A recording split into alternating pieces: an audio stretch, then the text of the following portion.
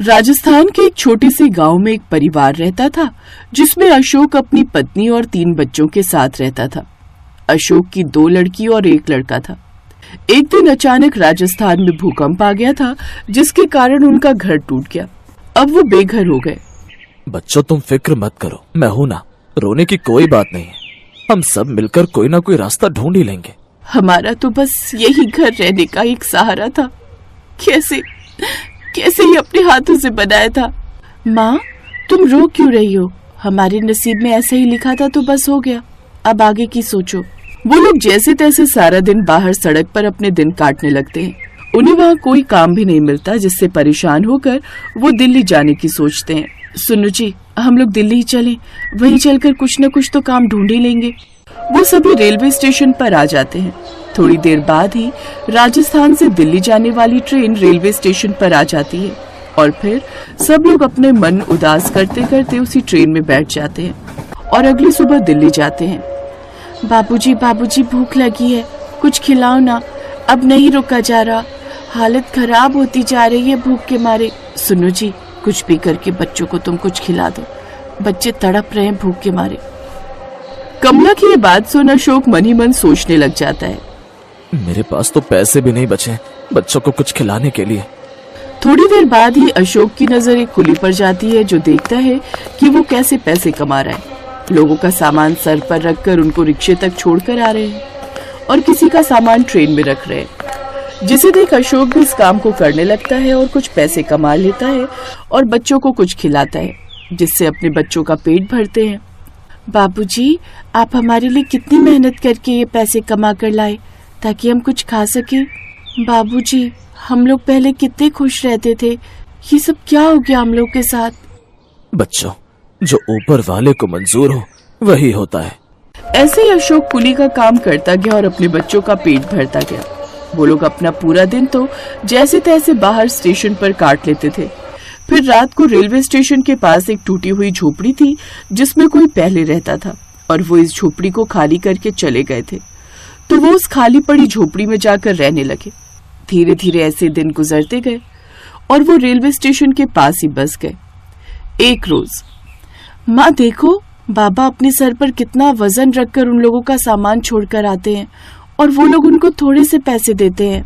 माँ, हम सोच रहे थे कि क्यों ना हम लोग भी कुछ काम करते हैं बाबूजी के साथ, और हमारा टाइम भी कट जाएगा और बाबूजी की मदद भी हो जाएगी। थोड़ी देर बाद कमला सोचने लगती है। वो शाम को इस बारे में अशोक से बात करती है, क्यों ना मैं घरों में जाकर लोगों का काम करूँ जी, घर में भी पैसे का सहारा होगा और मुझे काम भी मिल जाएगा। जैसा तुम्हें ठीक लगे कमला। फिर अगली सुबह कमला काम की तलाश में निकल जाती है और घर घर जाकर काम मांगती है। उसको दिन तक कोई काम नहीं मिलता, पर थोड़ी देर बाद कमला को एक घर दिखाई देता है जहाँ एक अमीर औरत रहती थी। वो कमला को खाना बनाने का काम दे देती है। कमला को घर में खाना बनाने का काम मिल जाता है, जिससे कमला रोज आती और उनका खाना बनाकर चली जाती। ऐसे ही एक दिन, मालकिन आज क्या बनाऊं खाने में आपके लिए? रोज रोज दाल बनाकर मैं भी बोर हो गई और आप भी बोर हो गए दाल खा खा कर। कह तो तू ठीक ही रही है कमला, आज तू अपनी मर्जी से बना दे कुछ बढ़िया सा। कमला सोच में पड़ जाती है। फिर थोड़ी देर बाद कमला उसके लिए राजस्थानी पसंदीदा खाना दाल बाटी चूरमा बनाती है, जिसे खाते ही उसकी मालकिन खुश हो जाती है।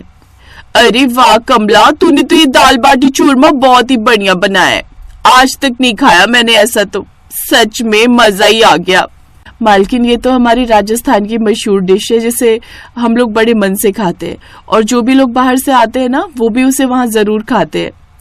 अरे कमला, ये तो तू सही कह रही है, जरूर खाते होंगे क्योंकि ये कहीं मिलेगा ही नहीं। मैंने खुद पहली बार खाया ये दिल्ली में। अब तो तू मेरे लिए रोज यही बनाया कर, दाल बाटी चूरमा। कमला मालकिन का काम करके रात को अपने घर आती है और साथ में दाल बाटी चूरमा भी लाती है। बच्चों देखो, आज मैं तुम लोगों के लिए क्या लेकर आई हूँ, दाल बाटी चूरमा, जल्दी खाओ। कमला अपने बच्चों को दाल बाटी चूरमा खाने के लिए देती है। बच्चे बड़े खुश होते हैं। सच में माँ, मजा आ गया। और तुम्हारे हाथों की दाल बाटी चूरमा की तो बात ही अलग है। माँ, मैं ये सोच रही थी क्यों ना हम लोग दाल बाटी चूरमा बनाकर बेचे, जैसे आपकी मालकिन को पसंद आया है, हो सकता है सबको आए। हम पूरे दिन रेलवे स्टेशन के पास रहते हैं और मैंने कहीं भी दाल बाटी चूरमा बिकता हुआ नहीं देखा। हर चीज बिकती है पर दाल बाटी चूरमा कहीं बिकता हुआ नहीं देखा। क्यों ना हम दाल बाटी चूरमा बेचे, क्या पता ये काम चल जाए। प्रीति कह तो ठीक रही है और मालकिन को भी बहुत पसंद आए थे। वो भी कह रही थी कि आज तक दिल्ली जैसे शहर में ये कहीं नहीं मिलता, क्यों ना मैं भी ये शुरू करूं। और फिर जब कमला अगले दिन काम पर जाती है तो सारी बात मालकिन को बताती है, को थोड़े पैसे देती है, जिससे कमला दाल बाटी चूरमा का सामान लाती है। और फिर घर आकर, आज मैं दाल बाटी चूरमे का कुछ सामान लेकर आई हूँ, कल से हम रेलवे स्टेशन पर बाटी चूरमा बेचेंगे। सच में माँ, आपने हमारी बात मान ली और अब तो हमको भी रोज दाल बाटी चूरमा खाने को मिला करेगा। अगली सुबह कमला अपनी छोटी सी झोपड़ी में दाल बाटी चूरमा बनाती है। फिर वो ट्रेन में दाल बाटी चूरमा बेचने लगते हैं और पहले ही दिन दाल बाटी चूरमा इतना बिका कि जब शाम को पैसे देखे तो उनकी अच्छी कमाई हुई थी।